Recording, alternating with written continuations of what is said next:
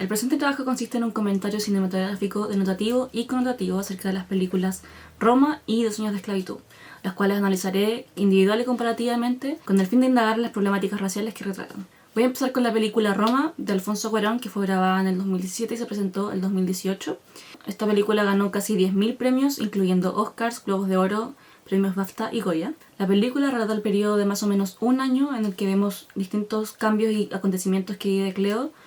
desde una mirada algo tímida e inocente, junto a la familia para la que trabaja, es decir, cosas cotidianas, viajes familiares, su inesperado y trágico embarazo y el futuro abandono del padre de su bebé y del padre de la familia. El director Alfonso Cuarón afirma que casi toda la historia está basada en lo que él vivió en su infancia, desde la perspectiva del niño más pequeño de la familia, resaltando momentos importantes que se vio obligado a vivir, como el hecho de perder a su padre a tan temprana edad. El personaje de Cleo, de la misma manera, está inspirado en la niñera que básicamente crió al realizador y a la que otorga una especie de oda con esta película por todo su esfuerzo y todo lo que significó con tal de ayudar y cuidar y brindar paz a la familia. El director termina por hacer una suerte de homenaje a las mujeres de su infancia que estuvieron para él cuando ninguna figura paterna los tuvo. Esta obra de Cuarón es considerada una poesía audiovisual por su hermosa fotografía, por sus planos generales y por los travelings típicos de Hitchcock, elementos que en conjunto terminan dando una sensación súper onírica y que refleja de una forma muy fehaciente lo que era una sociedad que se estaba desmembrando. Es decir, este escenario y clima sociopolítico que termina convirtiéndose en un torbellino de memorias y emociones, en el cual la raza y la clase social terminan formando un componente esencial para establecer las relaciones entre los personajes. Las características más evidentes que pueden demostrar las diferencias que sufrían ciertas minorías en el tiempo digético de la película son la raza y el estatus, lo cual en las criadas lo podemos ver en el color de piel y en la lengua materna que ocupan cuando están solas para hablar entre sí. También las condiciones que hay tanto en la dinámica dentro de la vivienda, como el hecho de que tengan que vivir en un cuartito pequeño aislado en una azotea, como también en la dinámica relacional criada-patrón. Es decir, esta personalidad mucho más retraída y sumisa y con mucha más cadencia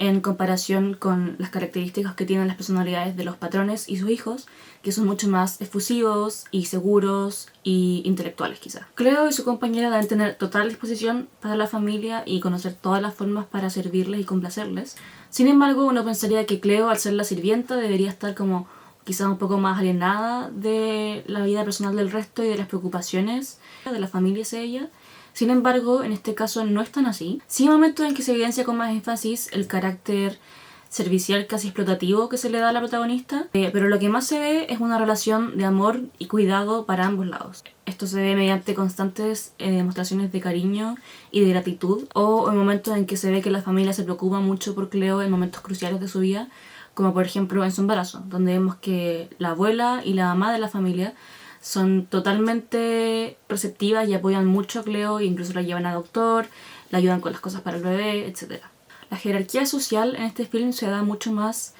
por el origen étnico y cultural de los personajes. Los indígenas mixes, en este caso Cleo y su compañera criada, siempre son un estrato social más bajo que sus patrones, que son siempre de rasgos más blancos y de clase acomodada. Toda la gente de tez más oscura es y se ve más pobre y es más esclavizada económica y socialmente por sus superiores. No obstante, se puede ver que Cleo fue un poco más suertuda al poder ser apreciada y valorada por su familia y ser tomada en cuenta en ese ambiente familiar. O sea, al final la tratan como a una verdadera persona humana, valga la redundancia, que tiene necesidades y sentimientos. Eso sí, hay un par de momentos específicos en la película en los que se evidencia una cierta indiferencia hacia Cleo por parte de los patrones. El primero ocurre en una escena en que Cleo se encuentra cuidando a los niños en una reunión familiar, incluso cuando los papás están en la misma habitación en una fiesta de Año Nuevo. Y la segunda escena en que se refleja esto es cuando Cleo va a dar a luz y la abuela la lleva al hospital, y en ese momento en que la abuela está hablando con la funcionaria del hospital, esta no puede dar ninguna información porque no sabe nada de Cleo y ni siquiera sabe su edad. Es evidente que Cleo tiene la vida que tiene porque es indígena. Tiene menos privilegios, menos libertad, probablemente un trabajo mal remunerado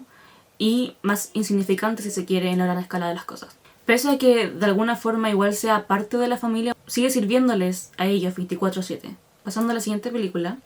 2 años de esclavitud es un film que se grabó en el 2013 y se presentó en el 2014. Es del director Stephen McQueen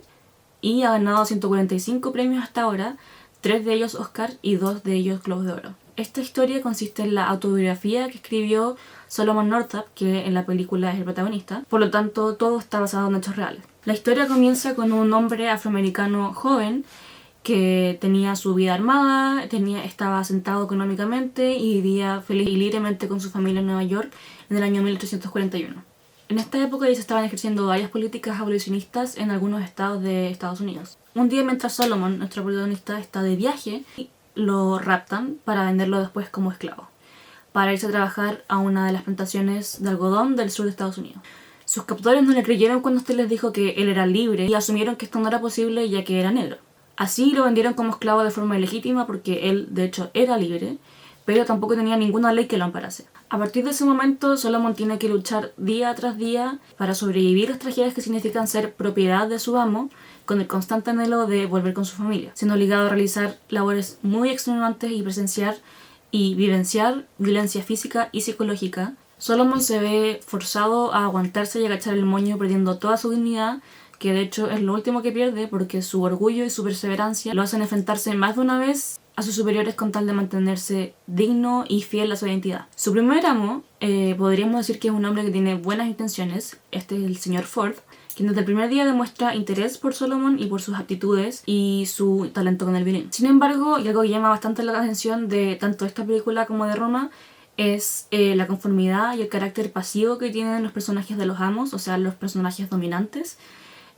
hacia la posición de sirviente injustamente explotado. En 2 años de esclavitud podemos notar en el personaje de Ford, o sea, el primer amo de Solomon, ciertas cualidades que lo hacen parecer buena persona, justa, atenta y todo, pero que a la hora de presenciar e incluso saber omniscientemente las cosas que le estaban pasando, las atrocidades que sufrían sus esclavos, se quedaba de brazos cruzados y decidía mirar para el lado solamente. Tras un incidente, Ford se ve obligado a vender a Solomon y lamentablemente se va con Edwin Epps, que es un amo mucho peor que Ford, porque es lamentablemente una bestia con sus esclavos. Las diferencias sociales y culturales que tiene el protagonista en relación a la gente que lo somete no son tantas en el sentido de que al final, si es que a él no lo hubieran atrapado injustamente, probablemente sería igual de valorado que Ford en su calidad de persona y de profesional. Porque ambas personas tuvieron su educación, son personas pudientes, inteligentes y exitosas que tienen el respeto de sus pares, o por lo menos Solomon lo tenía antes de que lo atraparan. La única diferencia determinante en esta película es el color de la piel, porque cualquier otra persona que tuviera el mismo nivel de educación o de habilidades que Solomon y no fuera de ese color, sería totalmente alabada. Sin embargo, el personaje se ve obligado a olvidar todo lo que sabe o a fingir olvidar todo lo que sabe y ponerse en esta posición de sumisión y presunción de ignorancia para que no le pasara nada peor, porque al final los negros no deben pensar. Incluso hay una escena en que Solomon es encarado por uno de sus capataces cuando este presenta una buena idea y le preguntan si él es ingeniero o es negro, porque no se puede ser ambas. Cabe destacar que en este contexto donde empieza a surgir el término gringo para decir negro de una forma despectiva, supongo que todos sabemos a qué me refiero, es la palabra que empieza con N. En este periodo esa connotación negativa que tiene el término comienza a intensificarse y a tomar el peso que tiene hoy en día. Aparte de las características ya descritas, hay otra cosa que ocurre que es bastante interesante cuando hablamos de color de piel, y es que hay distintos niveles e intensidades de negrura, siendo unas más aceptadas que las otras porque son más claras, y en el caso de Solomon, que es súper oscuro, es el menos aceptado y el más reprochable. De hecho, la escena en la que el señor Ford compra a Solomon, también compra a Eliza, que termina siendo su compañera más adelante, y en este caso Eliza aparece llorando con sus niñas porque tiene 2 hijas pequeñas y está desesperada porque no las quiere soltar, no quiere perderlas. Entonces en ese momento Ford le dice al esclavista: te compro a Eliza, pero te tengo que comprar también a sus hijas, o por lo menos a una hija, que era la más pequeña. A lo que este responde que no, porque esta niña es de una tez mucho más clara. Sigue siendo negra, pero es una negra mulata, o sea que tiene un tono de piel un poquito más claro que el resto, por lo tanto es bellísima. El esclavista lo dice, de hecho, dice: ella es una belleza y con ella me puedo hacer una fortuna. Aparte de lo ya dicho en cuanto a jerarquía social y cultural, hay otro factor que resulta interesante dentro de las dinámicas de los personajes, y es esta lucha de poder entre los amos, lo cual podemos ver cuando Solomon todavía era propiedad de Ford y uno de los capataces se ve desautorizado por el verdadero dueño, y se establece aquí una suerte de rivalidad y de pelea de egos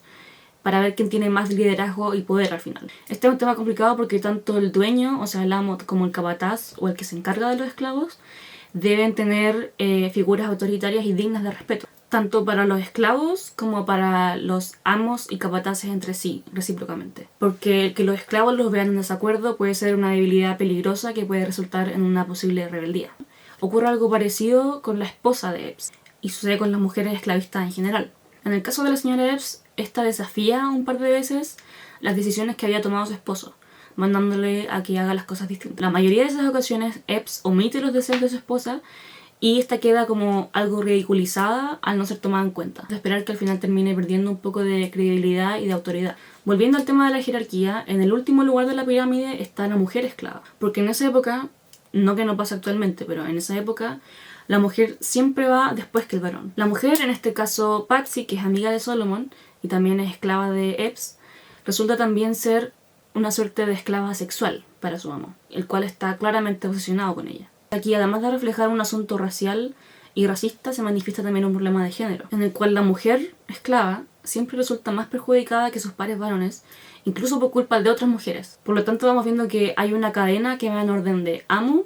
capataz, esposa del amo, esclavo hombre y esclava mujer. Esta película en relación a Roma tiene varias similitudes en cuanto a la raza. La jerarquía social se establece mediante la raza y por ende mediante la clase social. Se puede ser de una clase baja o de una minoría social económica sin ser negro o indígena, pero en los tiempos en que se narran estas películas, ser de una raza distinta a la blanca va a ser automáticamente asociado con ser de una clase más baja y por lo tanto a una vida menos digna y más difícil y un trabajo menos importante y a prejuicios culturales y religiosos y sexistas incluso. En 2 años de esclavitud, Solomon antes de ser capturado tenía una vida bastante acomodada y era reconocido por sus virtudes, pero producto de un incidente pasó a perderlo todo por ser negro. Prácticamente pasó a ser parte del escalón más bajo del orden social y pese a que sus amos supieran lo capaz que era, no había forma de escapar su destino de ser esclavo. A Cleo le tocó una vida un poco más afortunada ya que no se pueden comparar las adversidades que tuvieron que vivir los personajes principales en términos de violencia y sufrimiento y sometimiento, pero tampoco se le puede quitar el peso al hecho de que le tocó lo que le tocó por ser indígena. Al final, si se trata de identificar qué elementos tienen cada víctima en comparación a su victimario, es decir, Solomon con sus amos y Cleo con sus patrones, hay pocos elementos que hoy en día cuentan. Solomon es tan merecedor de una vida digna como Ford, su primer amo,